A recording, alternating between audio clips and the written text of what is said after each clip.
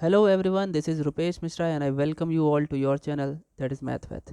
देखिए, numerical analysis के chapter number 3 पे आ गए हैं, जो कि इंटरपोलेशन विद इक्वल इंटरवल्स है। और इसके बाद जो चौथा चैप्टर है वो इंटरपोलेशन विद अनइक्वल इंटरवल्स है।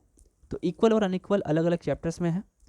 चैप्टर नंबर 2 से स्टार्ट किया था हम लोगों ने। चैप्टर नंबर 2 हमारा फाइनाइट डिफरेंसेस था। हालांकि वैसे आपकी जो बुक्स में ये चैप्टर 2, 3, 4 से हम लोगों ने जब पढ़ा था तो वही फाइनल डिफरेंसेस पहला चैप्टर हुआ करता था। अब एक और आपकी एरर है, वो बहुत छोटा सा चैप्टर है, वो हम लोग कभी भी कर लेंगे। उसमें केवल एमसीक्यू करेंगे लास्ट में हम लोग, ठीक है। वो कोई कैलकुलेशन वाला सब्जेक्ट नहीं है, क्योंकि आपके डिस्क्रिप्टिव टाइप पेपर होने वाले हैं, दैट्स वाई ये हम लोग इस पर ज़्यादा ध्यान दे रहे हैं, ठीक है। तो आइए चलते हैं चैप्टर पे। देखिए, इस चैप्टर में जो इंटरपोलेशन वर्ड है उसका मतलब है कि जब कुछ डेटा गिवन हो, जैसे एक्स की मैंने जो टेबल बनाया उसमें देखिए एक्स की value x naught, x one, x two, dot dot dot x n तक ऐसे वैल्यूज़ हैं। और उसके रिगार्डिंग जो हमारी उसके रिस्पेक्ट में एक्स नॉट पर वाई की वैल्यू वाई नॉट है, वाई वन है, वाई टू है, dot dot dot y n है। अगर ये सब के सब जो आपके सामने दिख रहे हैं, इसमें जो हमारी एक्स नॉट और एक्स वन के बीच की स्पेसिंग हो वो इक्वल हो, मतलब अगर हम ऐसे कहें कि x one minus x naught अगर करें, ठीक, चाहे x two minus x one करें, ऐसे करते करते आप जितने भी करें, जितने भी डिफरेंस लेना चाहें, x n minus x n minus one करें, तो ये सभी इक्वल होने चाहिए।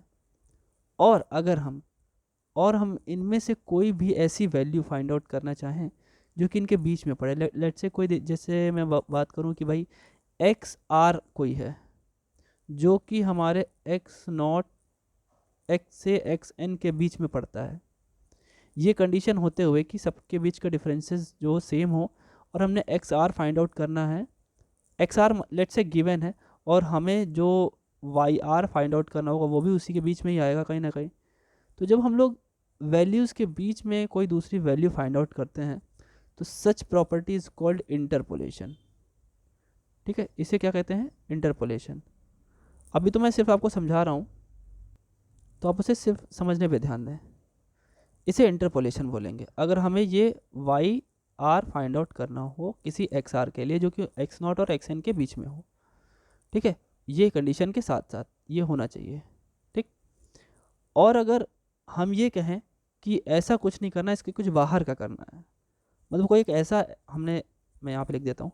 अगर मैं ऐसा कहूँ कि भाई चलो आप ऐसे बताओ कि एक एक एक्स एस है जो कि बिलोंग नहीं करता, या ऐसे नहीं लिखूँ, बिलोंग की बात ना करते हैं। एक्स एस जो है वो ग्रेटर है एक्स एन से, मतलब बाहर का है, कोई ऐसा जो इसमें नहीं आता। तो ऐसे में अगर आपसे कहा जाए वाई एस फाइंड आउट करो, वाई एस आपने फाइंड आउट कर लिया, ठीक है। तो इसको क्या बोलते हैं बच्चों? इसको बोलते हैं एक्स्ट्रापोलेशन। वो इंटरपोलेशन है, इसे एक्स्ट्रापोलेशन बोलते हैं, ठीक है। तो विद इन द डेटा अगर फाइंड आउट करना होगा तो उसे इंटरपोलेशन करेंगे, आउटसाइड द डेटा की बात करेगा तो उसे एक्स्ट्रापोलेशन बोलेंगे। याद रखेंगे आप लोग, ठीक है। ये जो आप लोग पढ़ रहे हैं ये आप समझते रहिए, नोट्स अपने मन से जो बना सकते हैं बनाइए, वरना नोट्स तो क्या कहते हैं इस चैप्टर के प्रिपेयर्ड हैं, आपको चैप्टर के साथ साथ नोट्स मिल जाएंगे। हाँ, आपका जो 2 चैप्टर कॉम्प्लेक्स एनालिसिस में ख़त्म हो चुका है, वीडियोस में आप जाके उसे देख सकते हैं। साथ ही साथ उसका जो नोट्स है वो आज अपलोड हो जाएगा, दोनों चैप्टर का एक साथ, चैप्टर 1 एंड 2 करके एक पीडीएफ आपको मिल जाएगा थोड़ी देर में टेलीग्राम चैनल पर। तो उसके लिए टेलीग्राम चैनल आप ज्वाइन कर लीजिए, डिस्क्रिप्शन में लिंक दिया हुआ है, आप उसे ज्वाइन कर लीजिए।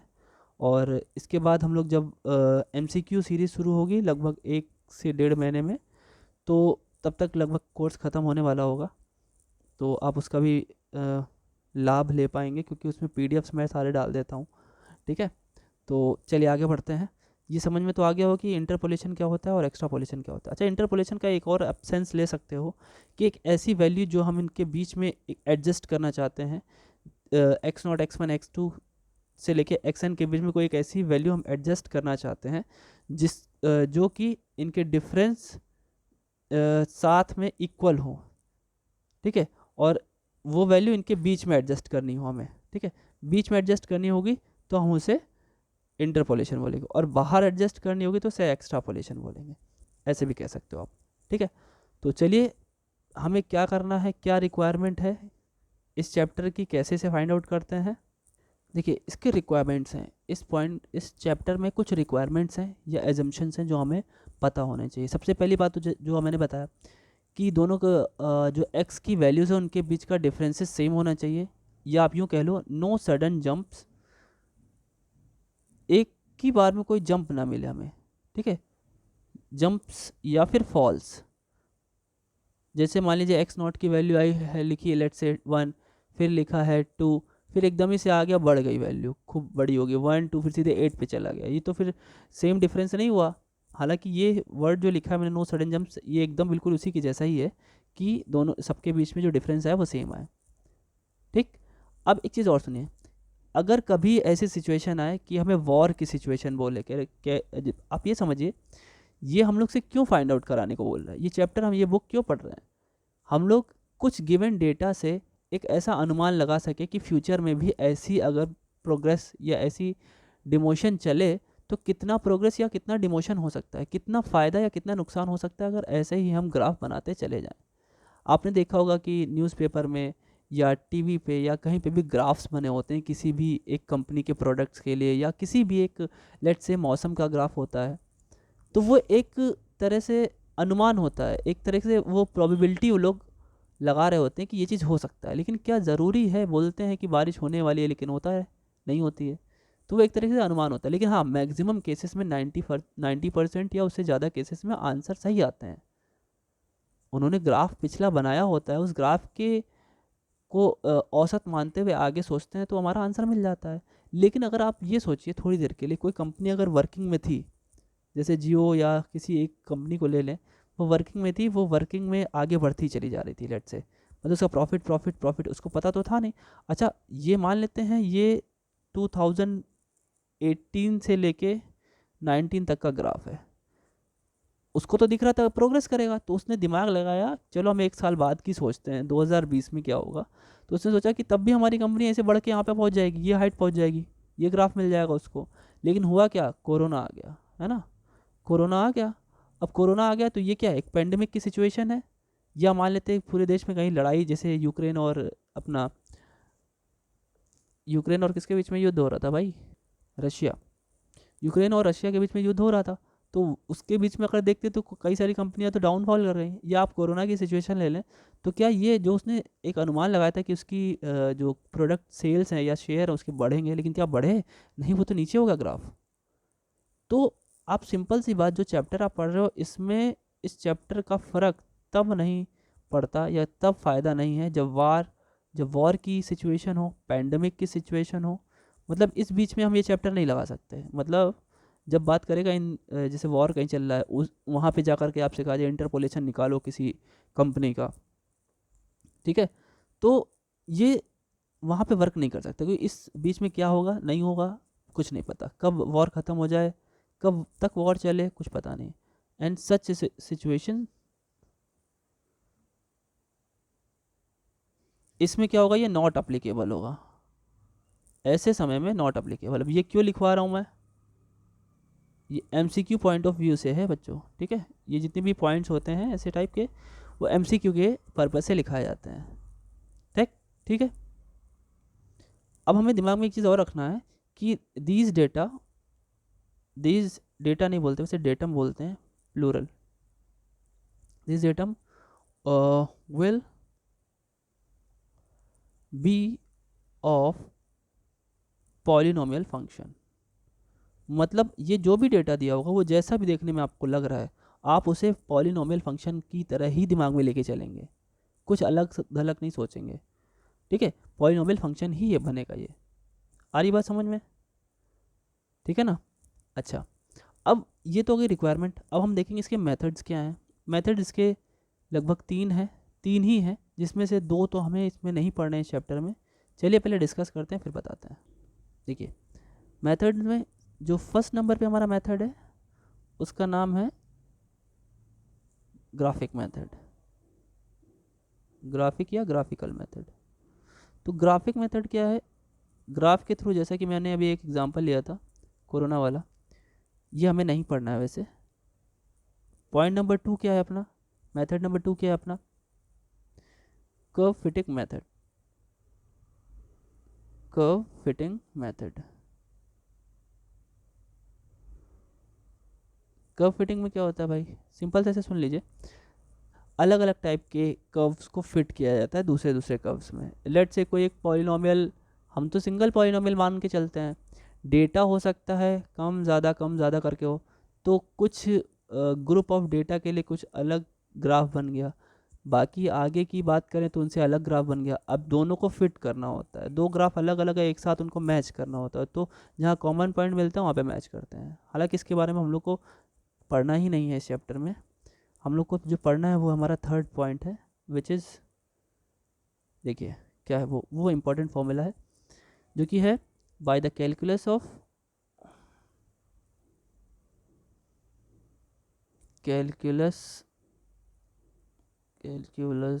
भगवान calculus of finite difference formula. ठीक है, calculus of finite difference formula. अब इसमें भी बच्चों ये जो मैंने लिखा है calculus of finite difference formula, ये भी अपने आप में दो टाइप का होता है। और वो दोनों टाइप्स कौन कौन से हैं, देखिए नाम याद रखिएगा, इंपॉर्टेंट, नाम से कई सारे क्वेश्चंस और डायरेक्ट एमसीक्यूज बनते हैं। तो नाम क्या है, यही इंपॉर्टेंट हमें पढ़ना है जो हमारे कोर्स में है। नाम क्या है इसका, न्यूटन, वैसे नाम है Newton's Gregory forward interpolation formula, और दूसरा नाम है Newton's Gregory backward interpolation formula. तो मैं लिख देता हूँ, ठीक है। और सेम मान लेते हैं न्यूटन ग्रेगरी, ये सबका सब सेम लिख दीजिएगा, और इसी में क्या कर दीजिएगा, बैकवर्ड कर दीजिएगा, बस बैकवर्ड इंटरपोलेशन फार्मूला। तो ये दो पॉइंट हो गए हमारे, एक ए पॉइंट ये वाला, और ये भी ये पॉइंट, बाकी सेम नेम है, ठीक है, मैंने सिर्फ बैकवर्ड लिख दिया, आप समझ आएगा। वैसे पूरा नाम क्या है, Newton's Gregory backward interpolation formula इसका। तो ये दोनों ही मेथड हमें पढ़ने हैं, 3 के 2 पार्ट, ए और बी, ये दोनों मेथड्स हमें पढ़ने हैं। कौन कब इस्तेमाल होता है वो हम लोग करते करते सीखेंगे, ठीक है।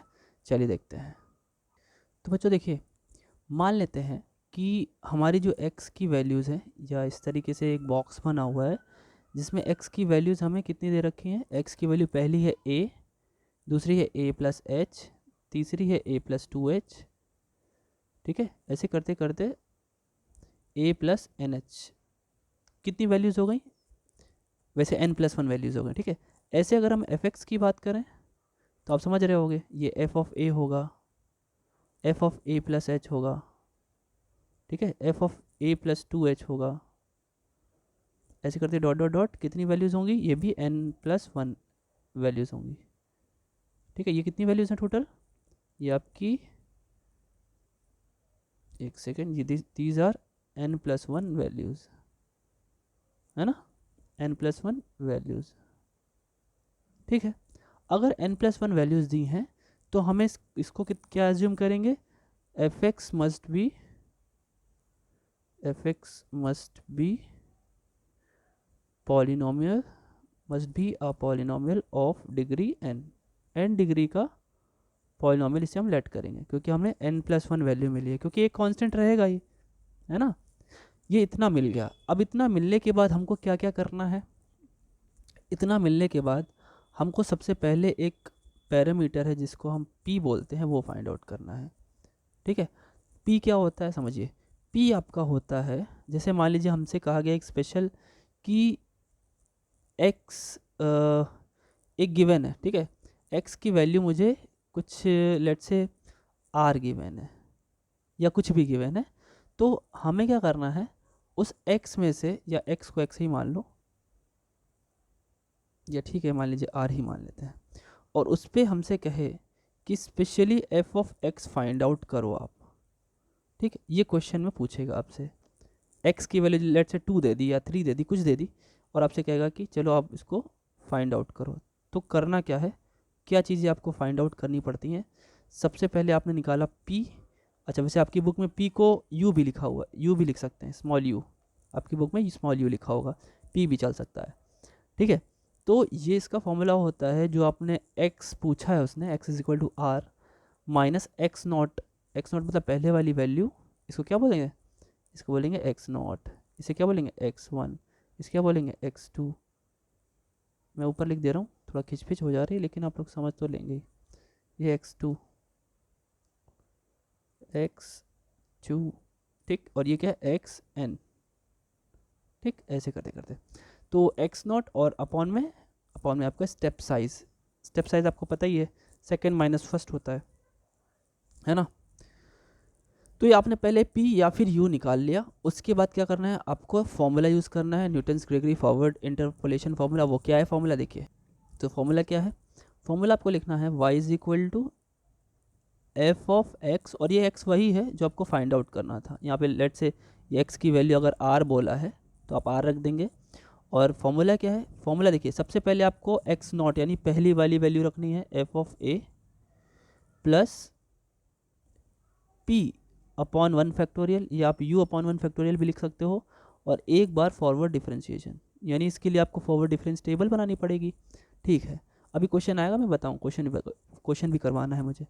दूसरा क्या हो जाएगा, p माइनस 1 या फिर u माइनस 1 लिख सकते हो आप अपॉन 2 फैक्टोरियल, और del square f of a plus, ऐसे करते करते हम लोग क्या करें, p minus 1 p minus 2 upon 3 factorial, ऊपर जितने फैक्टर्स हैं 1 2 3 उतना ही नीचे फैक्टोरियल लिखा, याद रखने का तरीका, और उतने ही बार हमें फॉरवर्ड डिफरेंस लेना है पहली वाली वैल्यू का, plus dot dot dot dot कहाँ तक जाएंगे, p जब तक जहाँ तक हम बढ़ा सकते हैं, जैसे कहाँ तक बढ़ा सकते हैं, p minus 1 p minus 2 p minus 3, ऐसे करते करते हम लोग लिख सकते हैं ना, p minus 2 dot dot dot dot p minus n minus 1, और n माइनस 1 पे बार लगा दिया, होल अपॉन कितना फैक्टोरियल n फैक्टोरियल, और डेल कितना होगा, डेल पावर n हो जाएगा, और f ऑफ a। ठीक, चलेगा इतना, फॉर्मूला याद रखिएगा, बाकी नोट्स अपलोड हो जाएंगे, आज के आज ही कर दूंगा मैं। चलिए ये ठीक है, क्लियर है बात। आप इसको एक तरीके से और लिख सकते हो, आपकी बुक में लिखा होगा, मैं लिख दे रहा हूँ उसे। आपको याद है जब हम लोग x पावर समथिंग लिखते थे, ये पॉलिनोमियल फंक्शन, तो इसको 2 बार ओपन किया जा सकता था। अगर 3 लिखते तो 3 बार, 4 लिखते तो 4 बार, ऐसे करते थे ना। तो आपको पता होगा, इसी को हम यहाँ पे रिप्लेस कर रहे हैं। रिप्लेस कैसे करेंगे, देखिए हमने लिखा y is equal to f x, और x की जगह आपको जो भी वैल्यू पूछेगी वो लिख देंगे आप, f ऑफ a हो गया आपका, प्लस p है, p मतलब सिर्फ एक ही p लिखा है ना, p हो चाहे u हो, तो क्या हम p की पावर में 1 फैक्टोरियल लगा सकते हैं, और del of f of a लिख दीजिए, और नीचे 1 फैक्टोरियल तो है ही, उसके बाद प्लस लगाइए। यहाँ p माइनस 1 2 फैक्टर ओपन हुए हैं, 2 फैक्टर ओपन हुए हैं, तो क्या हम p की पावर 2 नहीं लिख सकते, अपॉन 2 फैक्टोरियल, फैक्टोरियल नोटेशन की बात कर रहे हैं, delta power 2 F of a, plus यहाँ पे 3 फैक्टर हैं, तो क्या हम p पावर 3 फैक्टोरियल नोटेशन में नहीं लिख सकते, अपॉन 3 फैक्टोरियल, और डेल पावर 3 और F of a, plus dot dot dot, यहाँ पे क्या लिखेंगे लास्ट वाले के लिए, p पावर n, आपको याद है ना, जितना होता है उससे एक कम में खुलता है, जैसे यहाँ पे एक कम तक जाता है। आपको याद अगर ना हो तो लास्ट चैप्टर के पॉलिनोमियल फंक्शन जो मैंने पढ़ाया है वो वीडियो देख लीजिए, एकदम क्लियर हो जाएगा। अपॉन n फैक्टोरियल जो डायरेक्ट इस चैप्टर पे आएगा उससे तो समझ में आएगा, लेकिन थोड़ा कम समझ में आएगा, तो दिक्कत होगी। इससे बढ़िया आप पिछले वीडियो को जरूर देखें। डायरेक्टली MCQ पे भी कूदेंगे तो भी आपको बहुत ज़्यादा दिक्कत होगी, क्योंकि काफ़ी सारी चीज़ें डिस्क्रिप्टिव से जुड़ी होती हैं। पिछले सेमेस्टर का आपने क्वेश्चन पेपर तो देख ही लिया होगा, समझ में भी आ गया होगा कि थोड़ा सा आपको डिस्क्रिप्टिव नॉलेज होनी बहुत ज़रूरी है। बाकी ट्रिक्स या टिप्स जो भी बनती हैं वो आपको उसी टाइम पे बताई जाती हैं, लेकिन उसके लिए भी आपको बेस क्या होना चाहिए, आपका डिस्क्रिप्टिव, आपकी नॉलेज, आपकी प्योर नॉलेज, आपकी प्रूफ नॉलेज। ठीक है, तो ये हो गया Newton Gregory forward interpolation formula हो गया आपके सामने। ऐसे ही हम लोग बैकवर्ड का भी फॉर्मूला देख लेते हैं। ठीक है, फिर समझेंगे किसको कहाँ लगाना है। ठीक है, देखिए तो देखिए ये वाला फॉर्मूला भी देख लेते हैं। देखिए इसमें भी वही सारी वैल्यूज़ दी होंगी, एक्स की वाई की सारी वैल्यूज़ दी होंगी। ठीक है, सब की सब। अब करना क्या है, देखिए सेम फॉर्मूला सेम फॉर्मेट वही है, पी की वैल्यू वही है, लेकिन करना कैसे है जरा ध्यान से सुनेगा। मैं थोड़ा रिलेट कर दूँ, बता ही देता हूँ कौन कब लगेगा। देखिए, जब भी हमें जो डेटा दिया होता है बच्चों, ठीक है, जो डेटा दिया, लेट्स से एक्स की वैल्यू दी है, वाई की वैल्यू दी है क्वेश्चन में, हमको उसने ऐसी वैल्यू पूछी जो कि हमारे फर्स्ट वैल्यू के आसपास है। हमसे ऐसी वैल्यू पूछी, जैसे मान लो हमने स्टार्ट किया, यहाँ पे 1 लिखा, एक सेकंड कलर चेंज कर लूँ पहले, ये लेट्स से जो डेटा है वो ये 1 से शुरू हुआ, 1 2 3 ऐसे करके है, 4 5 6 7, टोटल 7 डेटा है मान लेते हैं। हमसे उसने पूछा कि 2.5 की वैल्यू बताओ, मतलब ये आर की वैल्यू 2.5 उसने लिख दी। तो किसके पास है? 1 के पास है। जब ये 1 के पास है तो हम लोग फॉरवर्ड डिफरेंस फॉर्मूला लगाते हैं, मतलब पहली वैल्यू के अगर पास है तो फॉरवर्ड डिफरेंस फॉर्मूला लगता है। और एक सेकेंड इसको इरेज कर देता हूँ, ठीक है, ये बात तो क्लियर है आपकी, है ना, ये बात क्लियर हो गई। और ऐसे में जब हम लोग पी या फिर यू की वैल्यू निकालते हैं तो यहाँ पे एक्स नॉट रखते हैं, ये इतना क्लियर है। और फॉर्मूला तो हम लोग ने देख ही लिया है, ये फॉर्मूला है ना। लेकिन जब हम बात करते हैं उसी डेटा में, जब डेटा में ही हम लोग जैसे मान लीजिए हमने कोई डेटा लिया, जैसे वही मैंने बता रहा था ना, 1 2 3 4 5 6 मान लीजिए 7 तक है, हमने कोई ऐसा डेटा लिया और हमने कहा चलिए 6.2 की वैल्यू बताइए, यही आर है, x is equal to r is equal to 6.2। तो हम बैकवर्ड लगाएंगे, क्यों? क्योंकि हमारे पास तब लास्ट वाली वैल्यू यानी वाई एन की वैल्यू यानी एफ एक्स प्लस एच जो एन एच की वैल्यू है वो सबसे लास्ट वाली पता होगी, तो ये वाली वैल्यू लगाएंगे, है ना। और ऐसे में जो लास्ट की हेल्प लेनी पड़ेगी तो हम लोग Newton's Gregory backward interpolation formula लगाएंगे। अभी ऐसे क्लियर हुआ नहीं हुआ, हम लोग भी जब क्वेश्चन करेंगे तो एकदम बिल्कुल क्रिस्टली क्लियर हो जाएगा, ठीक है। तो इसमें भी सारी वैल्यूज़ तो वही होंगी। हम पी कैसे निकालेंगे? हमारा पी जो निकलेगा यहाँ पे, वहाँ पे एक्स में से एक्स नोट यानी पहली वाली वैल्यू को सब्ट्रैक्ट करने से निकल रहा था, अब यहाँ पे हमारा लास्ट वाली वैल्यू को सब्ट्रैक्ट करने से हमारा पी निकलेगा, ठीक है। और एक्सन क्या है? एक्सन है लास्ट, जो एक्स की वैल्यूज़ होती हैं उन्हें आर्ग्यूमेंट भी बोलते हैं, यहाँ पे मैं लिख दे रहा हूँ लास्ट आर्ग्यूमेंट, ठीक है। और एच तो जानते ही हो आप, स्टेप साइज होता है या difference between two step size, ठीक है। इतना क्लियर है? ठीक। अब इसका फॉर्मूला क्या बनेगा? फॉर्मूला वही अपना, y is equal to f of x is equal to, अब देखिए वहाँ वाई एफ ऑफ ए से शुरू हो रहा था, है ना, यहाँ पे कैसे शुरू होगा? यहाँ पे लास्ट वाले से शुरू होगा, है ना, एफ ऑफ एक्स एन से, ठीक। एफ ऑफ एक्स एन लिखो, चाहे इसी को आप सिंपली वाई एन लिख लो, ठीक है। तो मैं वाई एन लेके दिमाग में चलता हूँ, यही मतलब लास्ट वैल्यू है, ठीक है। प्लस पी अपॉन, वही चलेगा, पी अपॉन बैकवर्ड लगाना पड़ेगा, backward difference of y n, ठीक। प्लस यहाँ पे क्या होगा? वहाँ पी पी -1 चलता था, यहाँ पी पी +1 चलेगा, पी पी +1 अपॉन 2 फैक्टोरियल, ठीक है, डेल नेबला स्क्वायर, से नेबला बोलते इसे बैकवर्ड वाले को, वाई एन प्लस ऐसे क्या होगा फिर, ऐसे बढ़ते बढ़ते बढ़ते चला जाएगा, कहाँ तक जाएगा? Plus p p +1 p +2 dot dot dot p plus n -1 और अपॉन में n फैक्टोरियल तो रहेगा ही, n फैक्टोरियल और nabla power n y n। इतना क्लियर है? ठीक है ना। अब हम लोग चलिए इसके टाइप के क्वेश्चंस करते हैं। और ये आपके ये चैप्टर बहुत छोटा है, इसके कॉन्सेप्ट यहाँ पे ख़त्म होते हैं। और इसके साथ साथ हम लोग इसे क्वेश्चन कर लेंगे, 2-3 क्वेश्चन कर लेंगे, और वही 2-3 क्वेश्चन पूरे की पूरी एक्सरसाइज में घूमेगा उसी टाइप का। ठीक है, तो चलिए पहला क्वेश्चन करते हैं। तो देखिए भाई, क्वेश्चन आपके सामने है, क्वेश्चन काफ़ी बड़ा है। तो पहले क्वेश्चन देख लेते हैं, पूछ क्या रहा है, समझ लेते हैं पहले। ठीक है, बोला है कि भाई फाइंड आउट द प्रीमियम। अब प्रीमियम कब निकलता है? लोगों ने LIC कराई रखी होती है, सहारा में लोगों ने कराया था जो लेके भाग गए। फिलहाल ऐसे कई सारे तरीके के लोगों ने अपने पैसे जमा करते हैं लोग। ठीक है, तो उसका कुछ मैच्योरिटी मिलती है कुछ एजेस पे। जैसे मान लो आपने कहा भाई हम जब हम 45 की एज के हो जाए तो हमको हमारा कुछ पैसा मिल जाए या 50 में इतना मिल जाए, ऐसे करके। तो अलग अलग ईयर में अलग अलग प्रीमियम बनता है। प्रीमियम मतलब एक तरीके से पैसा मान लेते हैं थोड़ी देर के लिए, ठीक है। तो बोला find out the premiums for policies maturing at the age, maturing मतलब इस एज पे पूरी हो जाए, एट द एज ऑफ 46। अपने को 46 पे फाइंड आउट करना है।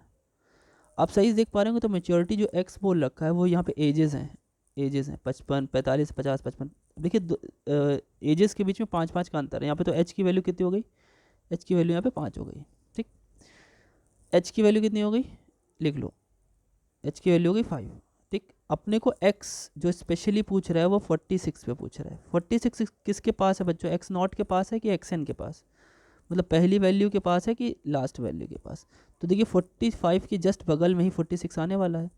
तो यहाँ पे Newton Gregory forward interpolation formula लगेगा, ये तो बात क्लियर है, ठीक है। एक्स 46 दिया है तो हमें एफ ऑफ 46 पूछ रहा है, ठीक, question mark. From the data given in the table below, ये डेटा दिया, मेच्योरिटी एक्स कह रहा है 45 की एज पे 2.871 है। अब वो कुछ भी हो, पैसे तो लिखे नहीं है, हो सकता है लाख्स में हो या करोड़ में हो या हज़ार में, तो फिलहाल होगा नहीं।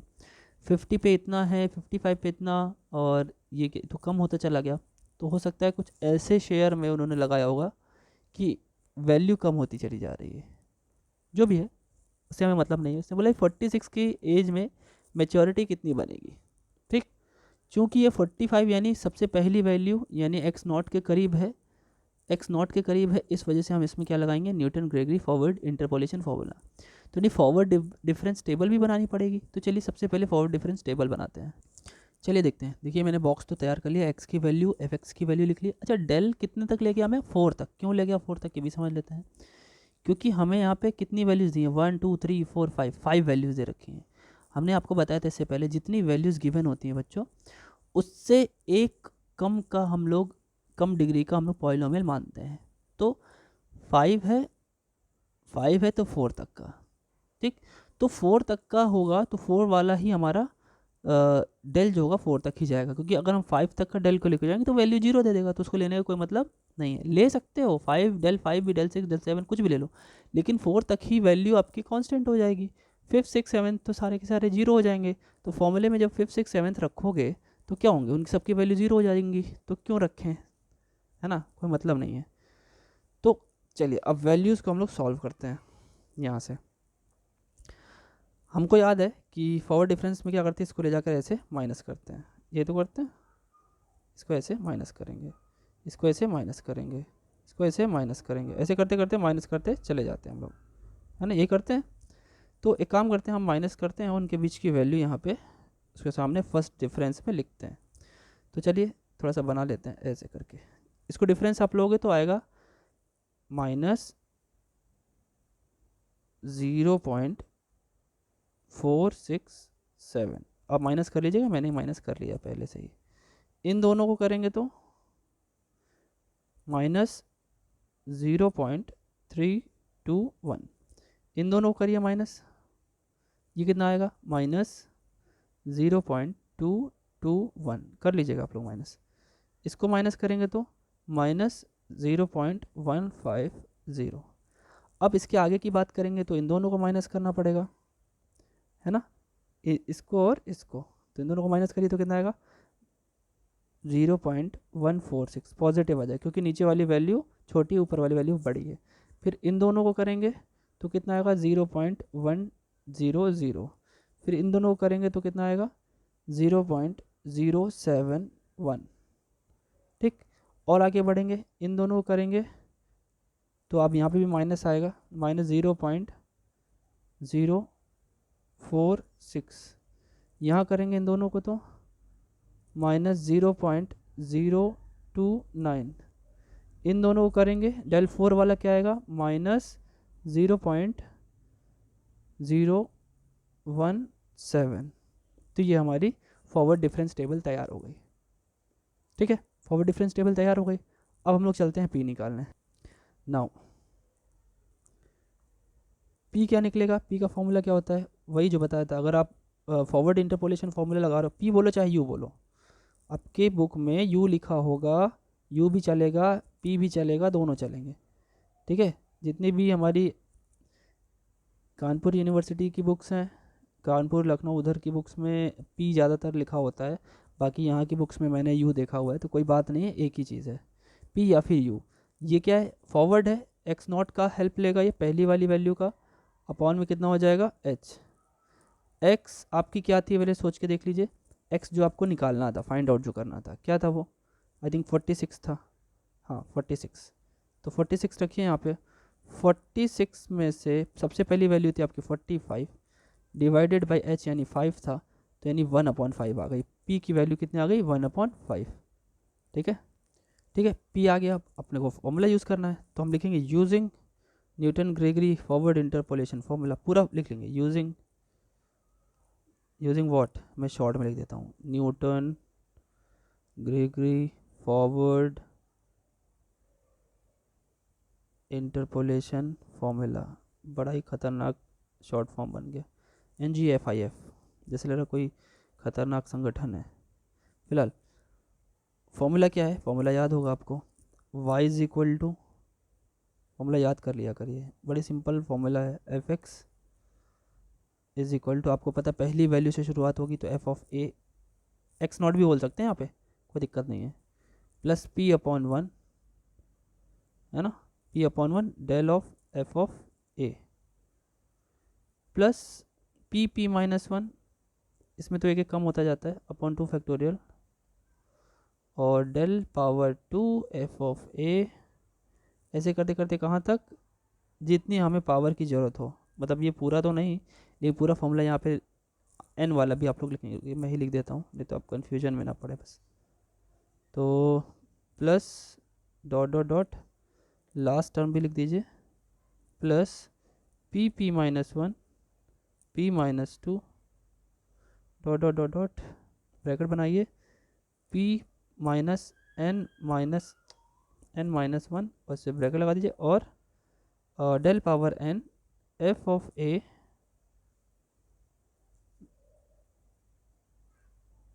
Whole upon n factorial. ठीक है, अब इसमें हमें कहाँ तक लेना है, क्योंकि डेल पावर 4 ही तक है, तो ये डेल पावर 2 तक लिखा है, इसके आगे 2 टर्म और लिख लेंगे हम अपने आंसर में। चलिए वैल्यू पुट करते हैं, तो वैल्यू पुट करेंगे तो आपका y is equal to, f of x था ना, तो x तो हमारा r या फिर 46 गिवन है, इज इक्वल टू क्या होगा, आपको पहली वैल्यू यानी एफ ऑफ 45 रखनी है, उसके बाद प्लस p की वैल्यू आपने रखी 1/5 और डेल ऑफ f ऑफ 45।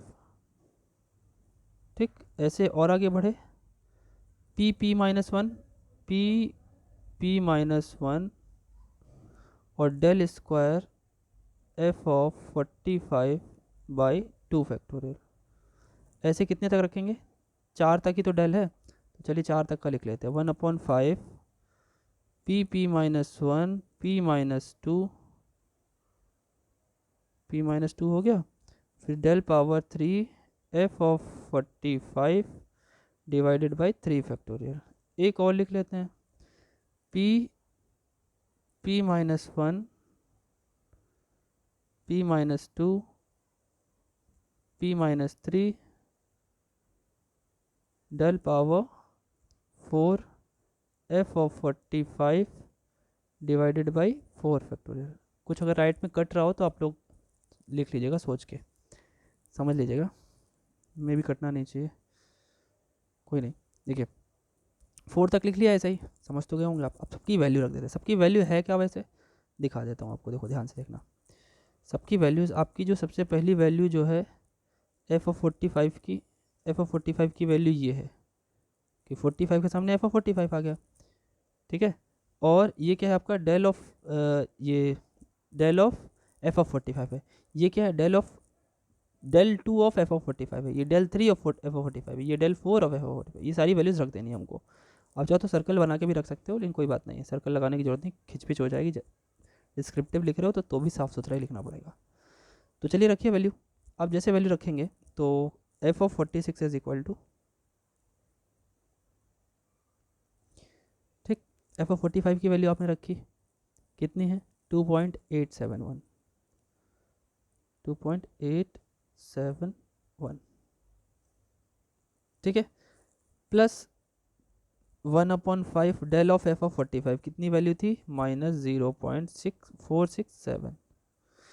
फिर आ जाते हैं और आगे बढ़ते हैं, 1/5 और 1/5 -1, तो ये 1/5 तो ठीक है, इसको सॉल्व करेंगे -4/5 हो जाएगा, और डेल टू ऑफ F45 कितनी वैल्यू थी, 0.146 और डिवाइड में 2 फैक्टोरियल है तो 2 लिख दिया, प्लस ये क्या आएगा भाई 1/5 तो ठीक है, ये -4/5 और ये कितना हो जाएगा 5 to 10 -9/5।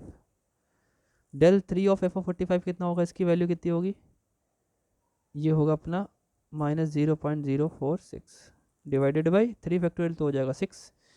एक और है 1/5, ये हो जाएगा -4/5, ये हो जाएगा -9/5, ये कितना हो जाएगा 5 3 15 -14/5 -14/5। और डेल 4 ऑफ F45 है तो इसकी वैल्यू कितनी थी, -0.017, और नीचे है 4 फैक्टोरियल तो 4 फैक्टर 4 3 12 2 24 तो 24 हो गया। अब देखिए ये कैलकुलेशन तो बड़ी खतरनाक है, आपको पेपर में करने को बोली जाएगी तो क्या दिक्कत होगी, बहुत बड़ी कोई दिक्कत नहीं होगी, लेकिन टाइम ज़्यादा ले लेगा। ठीक है, तो इसीलिए मैंने बहुत स्टार्टिंग में जब न्यूमेरिकल एनालिसिस स्टार्ट किया था तो आपको बताया था मैंने कि एक साइंटिफिक कैलकुलेटर इसमें अलाउड होता है एग्जामिनेशन में ले जाने के लिए। हम लोग जब पढ़ते थे तो हम लोग को अलाउड होता था, मतलब साइंटिफिक कैलकुलेटर ऐसा कैलकुलेटर है जिसमें डिफरेंशिएशन, इंटीग्रेशन, ये सारे फंक्शंस उसमें गिवन है। जैसे आपसे कहा जाए इंटीग्रेशन ऑफ x⁻² निकालो तो आपको कैलकुलेशन करना पड़ेगा, बट वो क्या करेगा, आपको वैल्यू बता देगा, डेफिनेट इंटीग्रेशन की वैल्यू e⁻2.30154667 अगर आपको निकालने को बोला जाए, ई की पावर में इतनी बड़ी वैल्यू है उसको फाइंड आउट करो, तो आप तो निकाल ही नहीं पाओगे, पता ही नहीं, कोई उसके लिए प्रोसेसिंग ही नहीं है, प्रोसेसिंग है लेकिन आगे बढ़ने को मिलेगी। तो वो साइंटिफिक कैलकुलेटर क्या करेगा, ई पावर जो भी मैंने अभी बोला था मैं भूल गया हूँ, उसकी वैल्यू निकाल के आपको दे देगा फटाक से। तो इस बुक में आपको उसकी ज़रूरत ज़रूर पड़ेगी। एक बार आप लोग अपने अपने कॉलेजेस में पूछ लेंगे कि sir can we have scientific calculator in the examination, क्योंकि अगर नहीं ले जा पाएंगे तो ये कैलकुलेशन तो कर ही नहीं पाएंगे। ये तो सिंपल है, ये तो सिंपल कैलकुलेशन से हो जाएगा, लेकिन जब ई पावर, लॉग और इतने खतरनाक फंक्शंस आएंगे, so how will you do that in examination. तो चलिए फिलहाल मैं कैलकुलेट करके डायरेक्टली लिख रहा हूँ, क्या होगा वो देखिए। अब जब कैलकुलेट करेंगे तो एफ ऑफ जो 46 की वैल्यू आई है, पहला तो वही था 2.871, दूसरा जो 1/5 से आपने डिवाइड किया होगा वो आया होगा 0.0934। आपको कैलकुलेटर क्या ज़रूर पड़ेगा।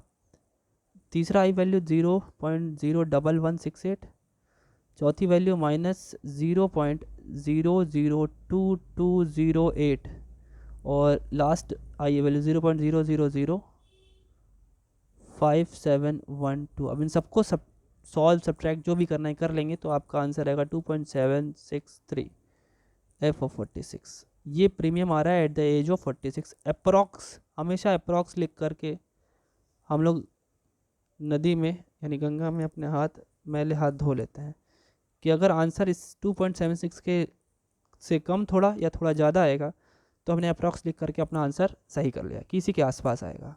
इसका आंसर का क्या मतलब, इसी के आसपास आएगा, तो हमारा आंसर भी हो गया और सॉल्यूशन भी बोल दिया हमने। So this is the answer जो कि हमारे 46 की एज पे प्रीमियम होगा। सो द प्रीमियम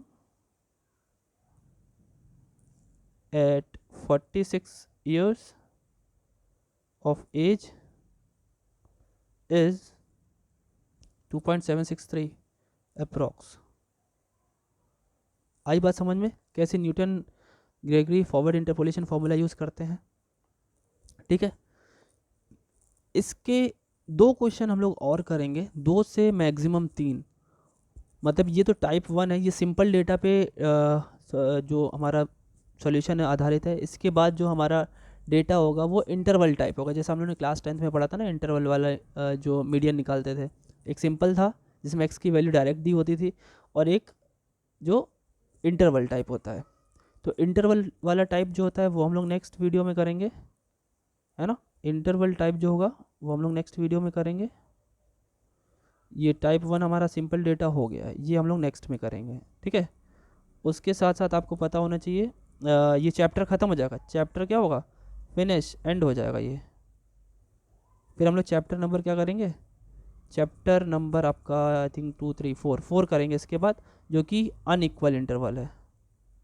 ठीक है, अनइक्वल इंटरवल पे करेंगे, उसमें भी लगभग 2 या 3 ही है, वो भी बहुत ज़्यादा बड़ा चैप्टर नहीं है, क्वेश्चंस होंगे ढेर सारे, लेकिन मेथड्स 2 ही 3 है। जैसे एक क्वेश्चन को कई तरीके से दे दिया है ना, जैसे प्रीमियम कैलकुलेट करा दिया, या किसी स्कूल में मार्क्स की बात कर ली बच्चों की, या फिर मान लेते हैं कोई कई सारे डेटा बन सकते हैं, सर्वे है, पॉपुलेशन का ले लिया है ना, आपके मार्क्स का, आपके अर्निंग का, आपके लॉस का, या बहुत कुछ के बन सकते हैं क्वेश्चंस। तो सबको करने का तरीका एक ही है, मतलब 2 ही 3 मेथड है कुल मिला करके। तो चैप्टर बहुत बड़ा नहीं है, लेकिन क्वेश्चन बहुत ज़्यादा मिलेंगे आपको करने के लिए।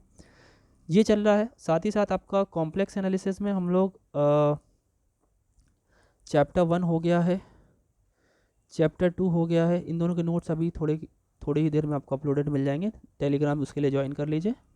ठीक है, तो ये दोनों हो गया। उस पर हम लोग आगे के चैप्टर की बात करने वाले हैं। थर्ड जो चैप्टर हम बात करेंगे वो सीरीज़ पे बात करेंगे बच्चों, सीरीज़ स्टार्ट होने वाली है उस पर, और आपका मेट्रिक स्पेस स्टार्ट होने वाला है। तो ज़्यादा परेशान ना हो, ये जल्द ही स्टार्ट कर रहा हूँ मेट्रिक स्पेस। ऑपरेशन रिसर्च, जब इन दोनों में से किसी का एक भार कम होगा, आई थिंक न्यूमेरिकल एनालिसिस का जब जैसे भार कम होगा तो हम लोग ऑपरेशन रिसर्च पे चल जाएंगे। ठीक है, तो ये पूरा रोड मैप चल रहा है। और एग्ज़ामिनेशन के आई थिंक जब एग्ज़ामिनेशन आपकी डेट जो भी होगी उसके लगभग 15 से 20 दिन पहले से हम लोग MCQ करना शुरू कर देंगे। ठीक है, तो मिलते हैं नेक्स्ट वीडियो में आपके अपने प्यारे से चैनल मैथ वैथ पर रुपेश मिश्रा के साथ। Thank you.